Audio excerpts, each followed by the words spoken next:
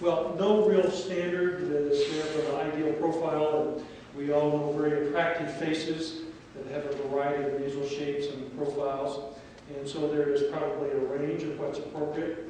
But there are some guidelines that exist. But those guidelines are affected or should be affected by gender. And that is to say, although I would prefer a higher, straighter profile, you certainly want to maintain a stronger nasal profile in the male face than perhaps in the female face.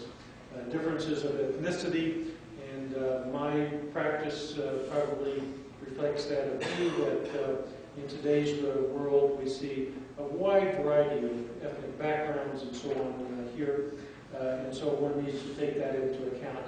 And is an Asian nose somewhat different than a large Mediterranean nose that we saw from Dr. Gingy yesterday? Stature, and I would say that again there are some differences of how we might approach that nose in someone who is 4'11" versus someone who is 6 feet tall. That perhaps the strength of the nose needs to be different in those individuals, and perhaps a little bit by age as well.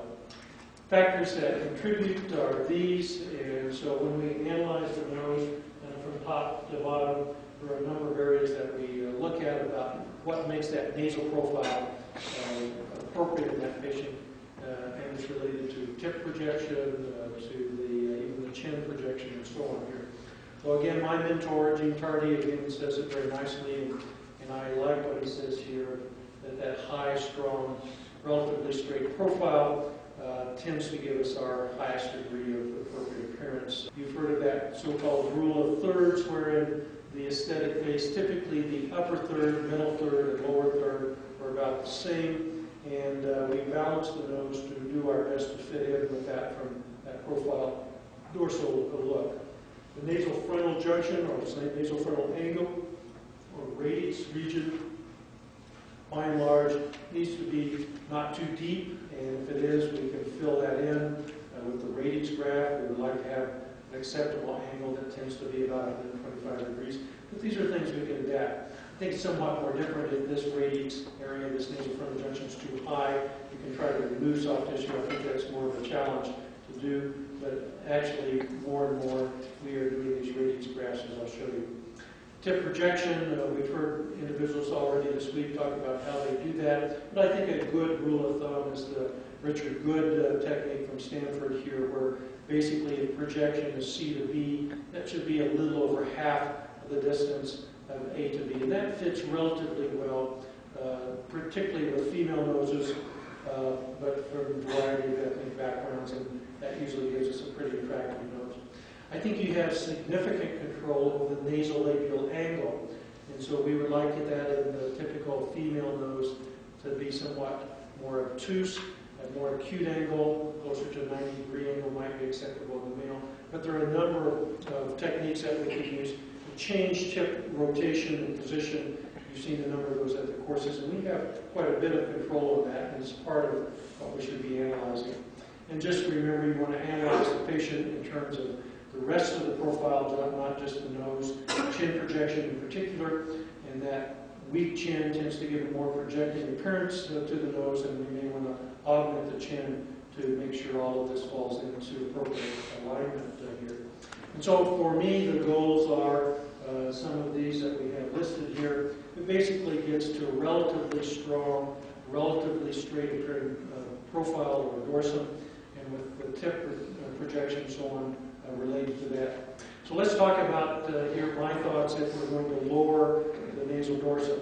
And this is true for the primary nose or the revision nose, so if it's a dorsal bump, profile bump, we're going to take that down. If it's been left too high, we might need to lower that. And the ways we think about that are, first of all, through analysis. Remembering that sometimes it's soft tissue that makes a difference here, along with the bony cartilaginous pyramid. Well, the cartilaginous portion of the dorsum I usually approach separately from the nasal bone. I don't take it all off in one big hump most of the time.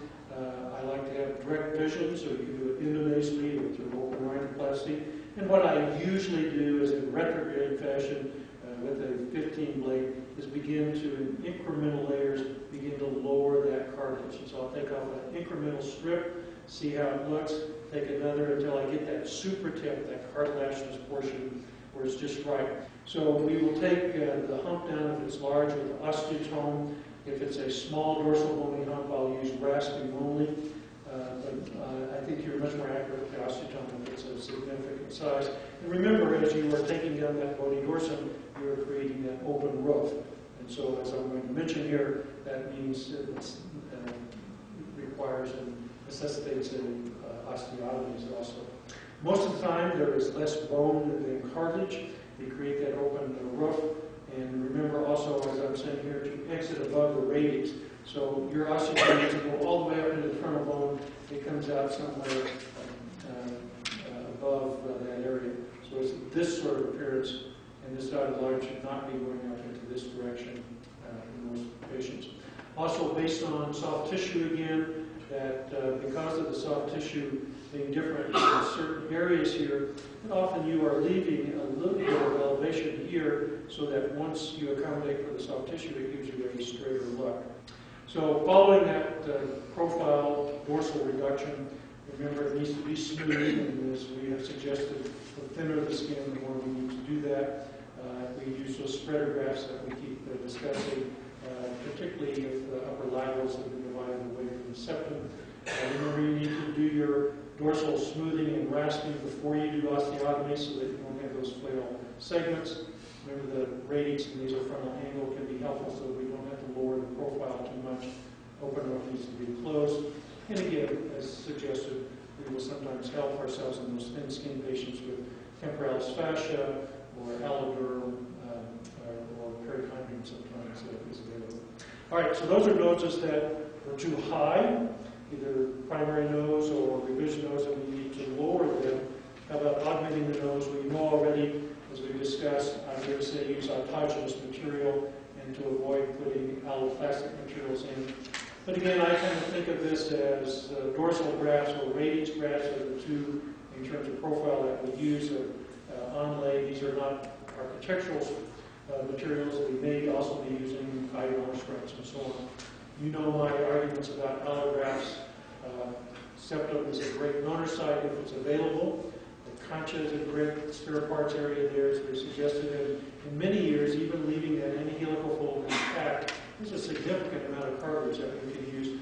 The radix graft we mentioned, but particularly important, and I think probably overlooked until recent years, how important it can be. One of the things I have changed using the radix graft when we need to fill in this deep nasal frontal angle is I used to carve a very precise piece of cartilage from the septum or the concha there to put that in and mold that and smooth the edges. But occasionally, particularly a year or two later, you could palpate and even occasionally see the edges of that. Here we don't need significant structure, it's more of a filler, and then finally really what I need is filler autogenous material. And so I really crush that cartilage, and then I'm just putting it up into a precise pocket so that it always stays soft. I don't have palpable edges, and yet I get the height and support in that angle that we need. So I think the goal is to have this high, straight, hopefully aesthetic profile. You analyze, is it too high? Take it down appropriately. How low do we go? We want to have it perfect for gender, height, ethnicity, and so on. If it is too low, the admonition for you is, as we build that up, we have the stated endpoint, that is our goal, but I would admonish you to use autogenous material in the nose and not